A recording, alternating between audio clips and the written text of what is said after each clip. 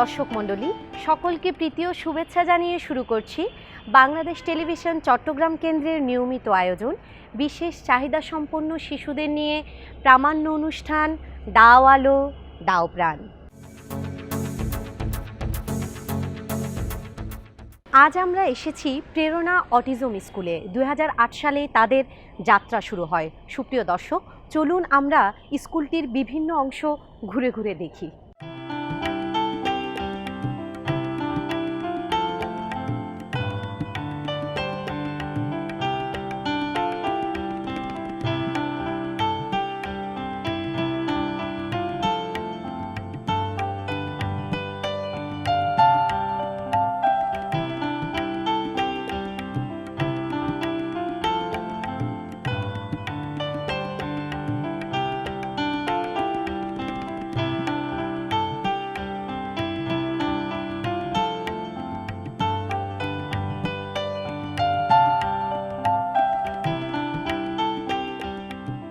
সুপ্রিয় দর্শক মণ্ডলী, এই পর্যায়ে আমরা কথা বলছি প্রেরণা অটিজম স্কুলের একজন শিক্ষিকা শ্রাবণী মহাজনের সাথে। ম্যাম, কেমন আছেন? হ্যাঁ, ভালো আছেন? আছি, ভালো আছি। আপনি এই প্রতিষ্ঠানে কত দিন ধরে যুক্ত আছেন? আমি এই প্রতিষ্ঠানে আজকে 6 মাস এদের সাথে কাজ করছি। আচ্ছা, এই প্রতিষ্ঠানে যুক্ত হওয়ার পর তো অন্য স্কুল থেকে একটু কেমন লাগছে আপনাদের? আমাদের ওদের সাথে কাজ করে খুবই আনন্দ ফিল লাগে, ওদের সাথে কাজ করতে খুব ভালোই লাগে। আচ্ছা, এখানে দেখতে পাচ্ছি বেশ কিছু ছাত্রছাত্রী রয়েছে, ওদের এখন কি কাজ করানো হচ্ছে? ওদেরকে অ্যাক্টিভিটি কাজ করানো হচ্ছে ওদের হাতের স্কুলের জন্য। মানে এইসব কাজের মাধ্যমে ওদের হাতের ইয়াটা বাড়বে, কেয়ারটা হবে, চোখের আইকে কন্ট্যাক্টটা হবে। দেখতে পাচ্ছি ওরা খুবই অস্থির হয়ে আছে, ওদেরকে সামলানো আসলে অনেক কষ্টদায়ক। ওদেরকে এইসব কাজের মাধ্যমে ওদেরকে আমরা ব্যস্ত রাখা হয়। অনেক ধন্যবাদ।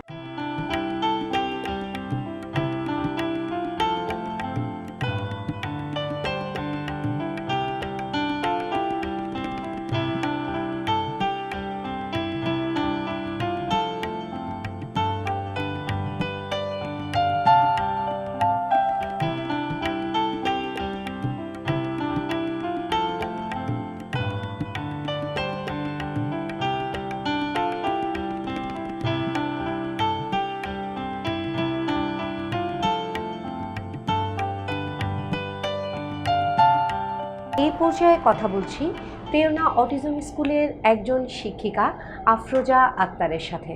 আপা, কেমন আছেন? আলহামদুলিল্লাহ ভালো। আপনি কেমন আছেন? আছি, ভালো আছি। আপনি প্রতিষ্ঠানের সাথে কতদিন ধরে যুক্ত আছেন? আমার প্রায় 3 বছর প্লাস চলতেছে এখন। দীর্ঘ সময় ধরে আপনি যুক্ত আছেন। এই দীর্ঘ সময় ধরে কাজ করে আপনার আসলে কেমন লাগছে? আসলে ওদের প্রতি ভালোবাসা থেকেই এখানে থাকা, আর এমন বাচ্চাদের টেক কেয়ার করা, ওদেরকে কিছু শেখাতে পারা, এটা আমাদের মধ্যে মানে অনেক ভালো একটা জিনিস কাজ করে। যে নিজের প্রতি নিজেরই গর্ব হয় যে আমি এমন একটা প্রতিষ্ঠানে জব করি যেখানে আমি এমন বাচ্চাদেরকে কিছু শেখাতে পারছি, তারা ভবিষ্যতে কিছু করতে পারবে। এই যে এখানে যে বাচ্চাগুলো দেখছি, এখানে 4 জন আছে, আসলে ওরা তো আমাদের দৃষ্টিতে সময়ের সাথে সাথে বড় হতে থাকলেও আমাদের দৃষ্টিতে এরা সবসময় শিশু। আমাদের আচরণ ওদের সাথে সবসময় শিশু সুলভে হতে হবে। এরা যখন থেকে এখানে আসছে, ওদের শুরুতে ওদের অবস্থানটা কেমন ছিল? ওরা কি এক জায়গায় বসে কি ওরা ক্লাসগুলো করতে পারতো? না, ব্যাপারটা মোটেও এত সহজ ছিল না। ওদেরকে অনেক ট্রেনিং, অনেক কাজের মাধ্যমে আমরা ওদেরকে সিটিং প্ল্যানিংটা করে থাকি। মানে সব বাচ্চা আসলে কি বসে না, প্রথম থেকে আমাদের অনেক কিছু কাজ থাকে, ওদেরকে ওই কাজের মাধ্যমে আমরা বসাই, বা আমাদের প্রতি যে ওরা একটু অ্যাটেনশন দিবে ওইটার মাধ্যমে আমাদের সাথে ওরা যখন মিশে কমফোর্টেবল হয় তখনই ওরা সিটে বসে আসলে। আর ওরা তো বড় বাচ্চা, এখন অনেকটাই বুঝে, আলহামদুলিল্লাহ অনেকটাই বুঝে, নিজের খাওয়া নিজে খায়, নিজের টিফিন নিজে করে, হাত ধুতে পারে, নিজে টয়লেটে যেতে পারে। মাশাআল্লাহ, এটা আসলে ওদের প্রতি আমাদের ভালোবাসা। এই বাচ্চাটার ওই বাচ্চাটা এখানে কি কাজগুলো করছে? এখন ও হচ্ছে যে কালার করছে, ও এটা করতে ভালোবাসে। তো যখন ওদের মন খারাপ থাকে আমরা ওদেরকে ওদের কাজটা যেটা ওরা ভালোবাসে সেটা করতে দিই আর কি, যাতে ওরা হাইপার না হয় আর কি। ওই রকম করে আমরা কাজটা করাই। আর ওরা দুইজন দেখছেন, ওরা হচ্ছে যে অ্যাক্টিভিটি করছে, পাজল করছে। আহিল পাজল করছে, অ্যাক্টিভিটি করছে। ধন্যবাদ আপা আমাদের এতক্ষণ সময় দেওয়ার জন্য।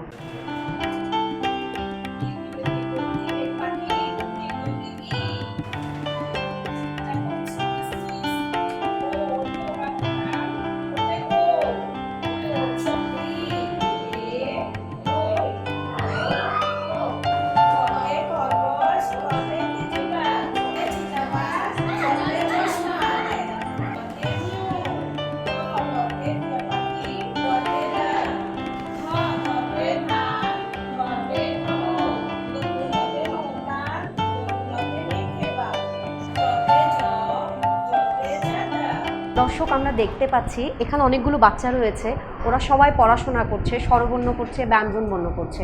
এই চ্যালেঞ্জিং কাজগুলো যিনি করেন অত্র স্কুলেরই একজন শিক্ষিকার সাথে কথা বলছি। শিক্ষিকার নাম রাশেদা রহমান। কেমন আছেন? আসসালামু আলাইকুম।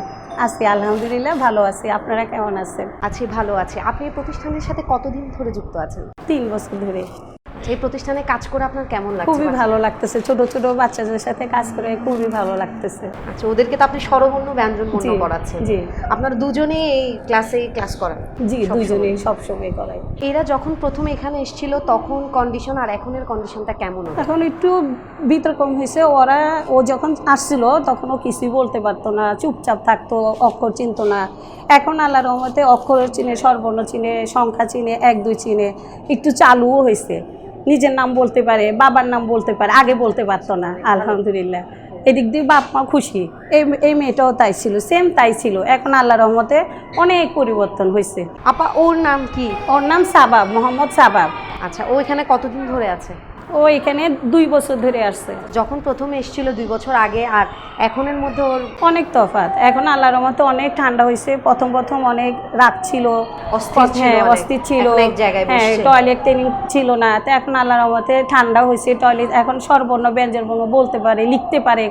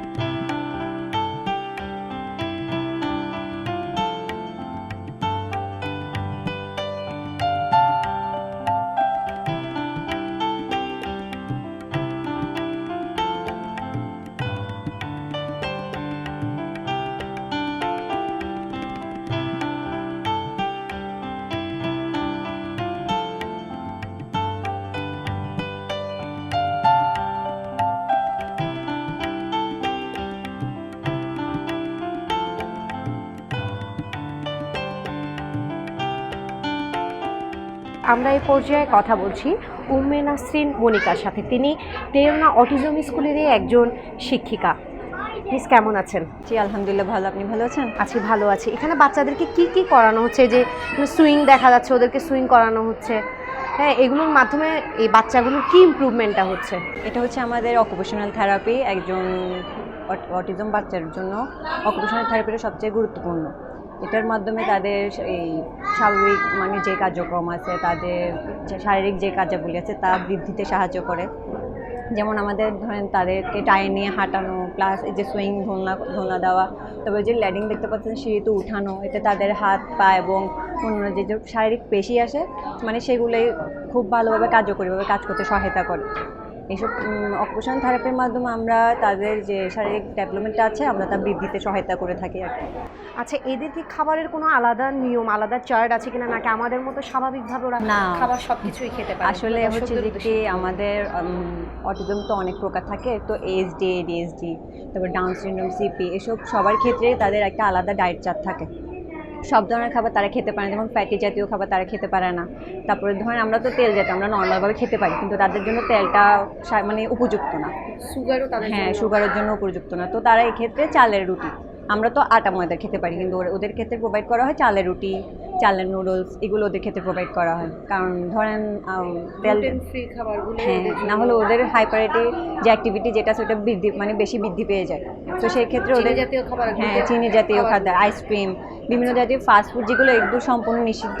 আচ্ছা, একটা বাচ্চা কিন্তু চিপসের দোকানে গেলে স্বাভাবিকভাবে কান্নাকাটি করে টেনে নিয়ে দেওয়ার জন্য, তখন আপনাদের গার্ডিয়ানদের উদ্দেশ্যে আপনাদের সচেতনতা কিভাবে আপনারা তাদেরকে বুঝিয়ে বলবেন যে এটা এভয়েড করা দরকার? না, আসলে এক্ষেত্রে আমরা সরাসরি তাদেরকে নো জিনিসটা বলি না। আমরা তখন কি করি, এই ধরুন ওদের একটা পছন্দের জিনিস আমরা রাখলাম, অপছন্দের জিনিস একটা রাখলাম, তখন যখন আমরা ওদেরকে জিনিসটা বুঝাই, আমরা স্টোরির মাধ্যমে বলি এই জিনিসটা তোমার জন্য ভালো না, তখন আমরা যদি সরাসরি ওদেরকে নলেজে দিয়ে নলেজে দিয়ে দেওয়া যায়। কারণ ওদেরকে যদি আমরা সরাসরি নো জিনিসটা বলি, এক্ষেত্রে ওদের উপর অনেক নেগেটিভ ইয়া পড়ে, তখন ওই ক্ষেত্রে ভালো না। তাই আমরা ওদেরকে বলি যে এই জিনিসটা তোমার জন্য ভালো আর এটা তোমার জন্য ভালো না, একটা স্টোরি দিয়ে থাকি। প্লাস আমরা সরাসরি নো জিনিসটা ওদেরকে আমরা বলবো না, ওদের পছন্দের জিনিসটাও আমরা রাখি, অপছন্দের জিনিসটাও রাখি। আমাদেরটা যাতে ওরা নেয় সেই ক্ষেত্রে ওদেরকে বলি হ্যাঁ তুমি এটা নিতে পারবে, জাস্ট ধরেন আমরা টাইম মিনিট করে দিই, 1 মিনিট 2 মিনিট, বা যদি বলি এটা তুমি এতটুকু একটা সীমাবদ্ধ টাইমে নিতে পারবে, তারপর তোমাকে এই কাজটা করতে হবে, ওরকমভাবে করে থাকি। এক্ষেত্রে আমরা গার্ডিয়ানদেরকেও বলে থাকি। আপনাকে অসংখ্য ধন্যবাদ আমাদের এতক্ষণ সময় দেওয়ার জন্য। আমাদের এই স্কুলটি প্রতিষ্ঠিত হয়েছিল 2008 সালের 2 সেপ্টেম্বর। আমরা 3 জন স্টুডেন্ট নিয়ে যাত্রা শুরু করি। আলহামদুলিল্লাহ এখন আমাদের ছাত্রছাত্রী সংখ্যা 100-র উপরে এবং শিক্ষক আছেন 20 জন। সাথে আমাদের হেল্পিং টিচার হিসেবে কাজ করছেন 3 জন 20 জনের বাইরে। তার মধ্যে একজন হলো আমাদের এখানকারই বিশেষ শিশু, যে আমাদের এখান থেকে পড়াশোনা করে পরবর্তীতে সে হেল্পিং হ্যান্ড হিসেবে আমাদের টিচারদের সাথে কাজ করছে। আলহামদুলিল্লাহ আমরা যেই জায়গা থেকে শুরু করেছি এখন পর্যন্ত আমরা 16 জন ছাত্রছাত্রীকে মেনস্ট্রিম স্কুলে পাঠাতে সক্ষম হয়েছি।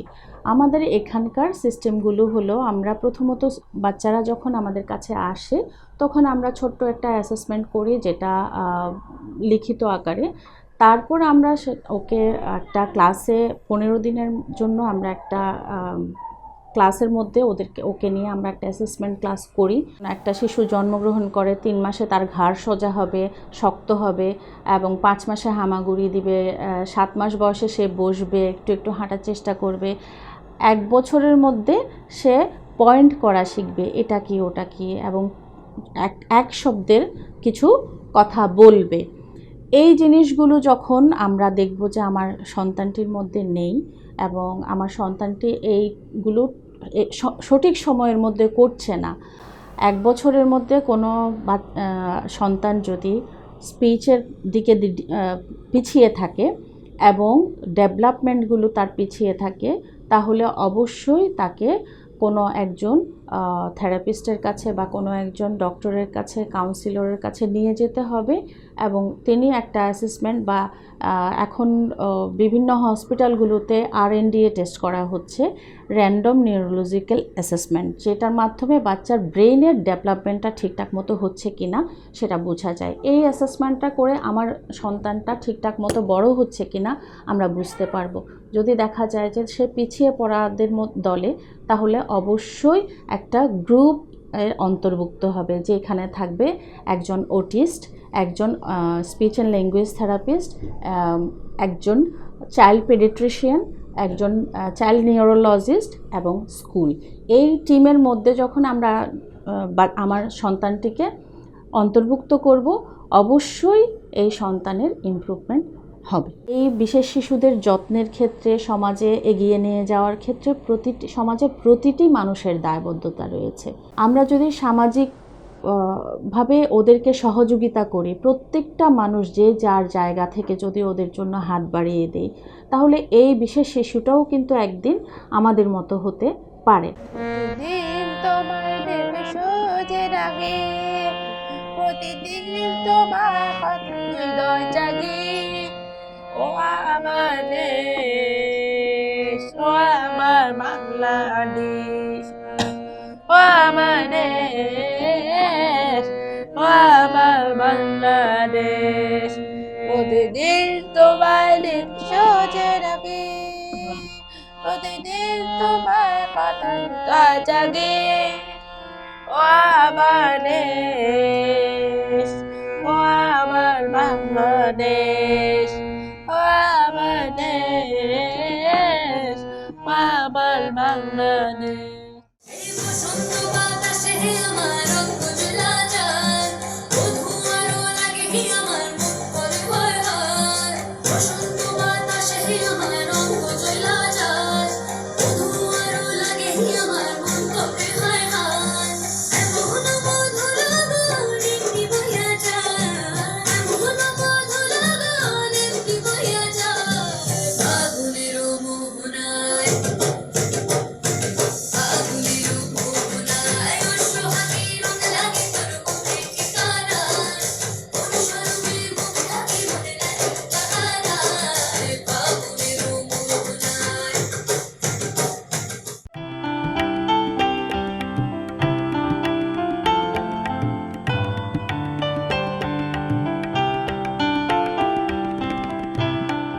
দর্শক মণ্ডলী, আজ আমরা এসেছিলাম প্রেরণা অটিজম স্কুলে।